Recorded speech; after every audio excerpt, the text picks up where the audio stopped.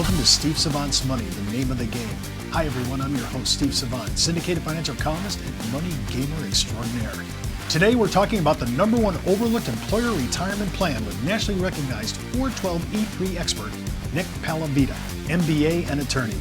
Welcome to the show, Nick. Hey, thanks, Steve. Thanks for having me. Well, I didn't mean to front the name of the code, but we're talking about a defined benefit plan that's under that section. When the time we get done, people are going to say, where are you pulling this kind of information from? Because it sounds too good to be true. Yeah. And let's walk through this because everybody knows what a 401k is, and that seems to be the most popular defined contribution plan. Mm-hmm. We're actually flipping this on its head and saying, we're not looking for a contribution, we're looking for a defined benefit. What am I actually going to get at my retirement age, generally 65?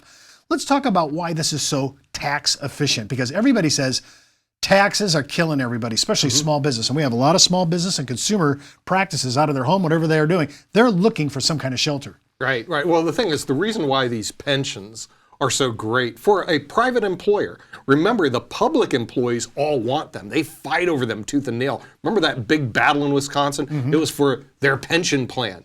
So the public sector all have these pension plans. It's the private sector that's neglected or doesn't have them. But when they look at the tax benefits and the asset protection benefits and the retirement benefits you get from them, take a look at this. It's fully deductible for federal income taxes, state income taxes, Medicare taxes, Social Security taxes, and also fully deductible against Obamacare taxes. So it's a very, very good tax efficient vehicle. Whereas 401k is not deductible against Social Security or Medicare taxes. So the thing is, if you look at a pension relative to a 401k, it's actually more tax efficient because in a pension plan, you get deductions for everything. Where in the 401k, you don't get the deductions for Medicare and you don't get the deduction for Social Security. So right out of the get-go, what is that, 15, if I did the math right? 15.6, It's 15.3%. So I tell clients, I say, look, especially if you're a small business owner or a doctor or a lawyer, a professional, if you set up a 401k plan, you're basically giving the government 15.3% load to Social Security and Medicare taxes.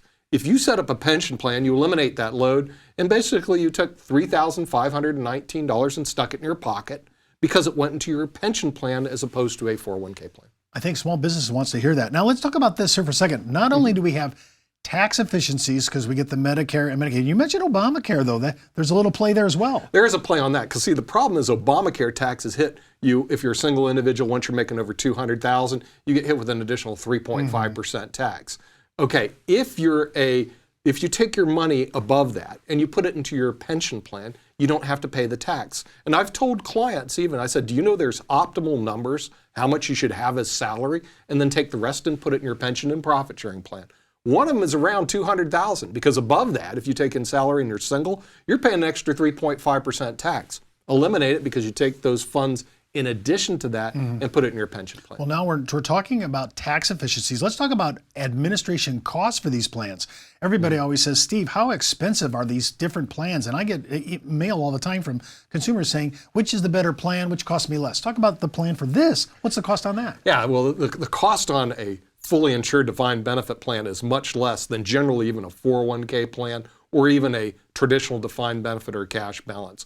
Why is that? Because the funding mechanism is all with a major insurance company who guarantees all the benefits, the lump sum, lifetime income, death benefits. So because they're doing the guarantees, you don't need the enrolled actuary or actuaries to review your plan on an annual basis to make sure it's in compliance. You don't fill out a Schedule SB. The plan could also be even not only guaranteed by the insurance company, but guaranteed by the PBGC and the state insurance guarantee funds. So you have basically a guaranteed pile of money for you when you reach normal retirement age. Because of that, even if your plan was covered by the PBGC, the Pension Benefit Guarantee Corporation, your pension contribution, your insurance premiums are less. So it becomes a very inexpensive way to fund for retirement. Now you've been practicing for a long time in this area, and actually you practice in front of the Supreme Court. You're actually licensed to do that. Yes. So when we're looking at issues like this, you've already talked to enrolled actuaries. These are people who have to look at the plan, the products that you're using, to okay it, to clear it, to make sure it's in compliance with the code. When I'm looking at the tax efficiencies, which is, I just heard that I don't have to pay Medicare or Social Security on this, and if I'm high enough, it could even mitigate Obamacare on our higher affluent.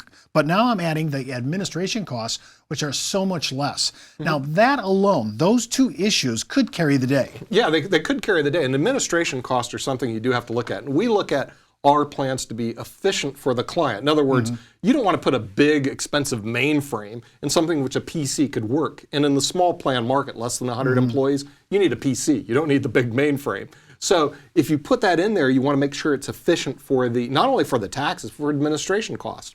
If the company, this is the first time they set up a qualified plan, a simple plan is not a qualified plan, neither is a SEP. But if it's the first time you set up a qualified plan, the government, because they want to encourage you to save for retirement using these qualified plans, will give you a $500 tax credit to offset the administration costs for the next 3 years. So they're also into making sure that your plan is efficient from an administration standpoint, fees, as well as efficient for your retirement. We come back from the break, we're going to talk about, what about the performance of a fully insured plan, as well as these large contributions you've been alluding to. We'll be right back in about 30 seconds. Take a close look at your hard-earned dollar. How do you think your money's doing? Are you keeping an eye on it? Is it protected from taxes, inflation, and market risk? Over time, those Washingtons could become Franklins. With tax-advantaged indexed universal life from one of the largest distributors of indexed universal life, Ash Brokerage. I'm back with Nick Paleveda, MBA and attorney and aficionado to practice in front of the Supreme Court of the United States, which you just came back from. We're talking about performance because a lot of people are saying, yeah, but these are fully insured plans. I understand that. And these contractual guaranteed numbers, that's great for guarantees, but they seem to be paltry against the S&P 500. I'm just using an index because most people that, even if they're not familiar with the market, kind of heard that before. How do we rank on performance? Like the last 10 years, I mean, we looked at the lost decade, which was pretty punitive for most funds. What are we looking at for kind of performance issues with these kind of, what I would call kind of conservative contracts? Yeah, right. Well, the thing is, it is conservatively invested, okay? But remember, your pension has to be conservatively invested because you have to guarantee all the benefits when you go to retire. As opposed to 401k, you can have retirement, you may not have retirement. But here's how it stacks up against... Let me just stop you there, because that's a curiosity in itself. 401k, that's not a guaranteed retirement. That is not a guaranteed retirement. It's considered a supplemental retirement. Your real retirement, and this has been in the code since '74, is your pension. Okay, and we have to guarantee the benefits. So they're conservatively invested. But now let's look at the performance, because 80 to 90% of the money managers will not beat the S&P 500. So we did a study from the pension annuity, which was conservatively invested from the year 2000 to 2013. For 10 out of 13 years, you would have been better off in the pension annuity than even the S&P 500 if you happen to retire those 10 years. So the S&P 500 only won 3 out of 13 years. So, and I'm looking at the time, there were 4 negative years during that period in time that you're quoting. And so that really that's kind of punitive in the accumulation phase of this. Isn't that correct? That's right. And so what happens is from a total overall investment return, and people say, well, this is so conservative in terms of how the insurance companies invest, which is true, but they're investing over a long period of time. And if, like I say, if it stacks up against the S&P 500, 10 out of the 13 years, if you happen to retire those years, you would have had more money in your pension annuity than you would in the S&P 500. Well, that's amazing, because I think when you look at the side-by-side and you have guarantees and you have really no negative years because there's no negative crediting, because these are all guaranteed contracts to fulfill the IRS's requirement for defined benefit plans. Right. Now I want to talk about the big one, which is the deduction. I keep thinking my self-employed people that are watching our show right now, they say, Steve, I can put away $52,000 under my SEP IRA, and I'm looking at contributions that are could be 6 figures. Talk about, why are these such large contributions in these plans? Why do they allow it? And they're deductible. They're deductible and they're larger, like 100,000, 200, and 300 is not unusual in a pension. And here's the reason why. Remember, we're funding for a benefit, okay, to give you a lifetime income. A guaranteed lifetime income today can be $210,000 a year for the rest of your life.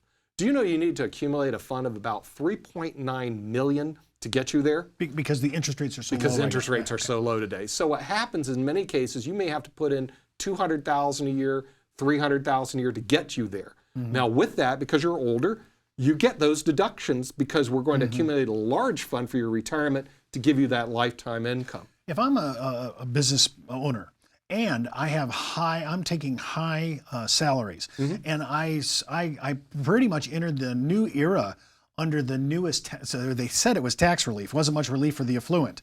So people that are paying, that are making some money here are really paying much more in taxes now than the average American. This is one of those ways to mitigate this, because did I hear you correctly? You said some of these plans, depending upon your compensation and your age, some of these plans could be in excess of over $300,000 in contributions deductible. That is correct. As a matter of fact, we've done so much work in this area. I can tell you, Steve, there's an optimal number of what your salary should be, and you should defer the rest. And this is for the high-income taxpayer. Your optimal number this year is $210,000. Anything above that doesn't help you in terms of how much more you can contribute to your plan, because in the code they say that's the maximum considered compensation. Anything below that hurts you. So what you do is you work with the taxpayer and you say, okay, let's set up an optimal contribution and defer the rest in your pension plan to reduce your effective tax rates. Now you notice corporate rates 35%, but their effective rate is 12.1 because they have 400 tax attorneys like General Electric working on their returns, okay?